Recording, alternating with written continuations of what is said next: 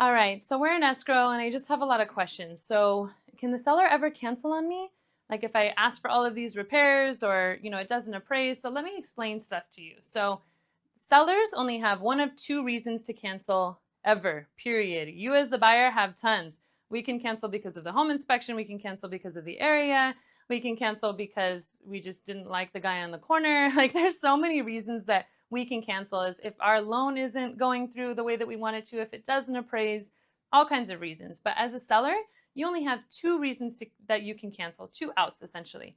The first one as a seller is going to be if you're contingent. So if you're contingent on selling your property to then find a replacement home and you say, hey, I put my property on the market, we got into escrow, and I just can't find anything that I love, I'm just going to stay put. I'm going to stay here. I don't want to sell my house anymore. Sellers have a right to do that. You as a buyer are going to be fully aware that this is a contingent seller before you even get into it, because you have to realize as a buyer, you're doing your home inspection, there's a cost. You're doing your appraisal, there's a cost. You sent your EMD, your earnest money deposit, there's a cost. Your EMD is refundable, but your inspections and your appraisal is not. And so if you really go with a house that's contingent on finding something else, it's very important for me to reach out to them and say, hey, what kind of home are you guys looking for? What's your budget? Where are you at?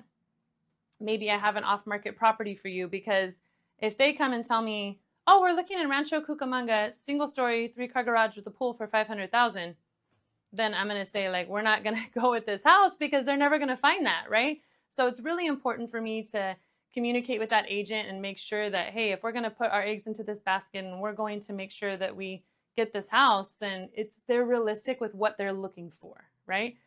Good news for us here in California is a lot of people are moving out of state and there's a lot more inventory out there. It's a lot cheaper. So the moment they say, oh, we're looking for something in Havasu, like under 700,000. Oh, okay, cool. Go ahead. Like we'll go ahead and go with this property. So just know that a seller can cancel because of that. They have the right to. So they can cancel because they just didn't find a suitable replacement property. And the second reason is if it doesn't appraise. So if we're in escrow for 900,000 and it comes in short and they do not want to drop the price, they can cancel for that.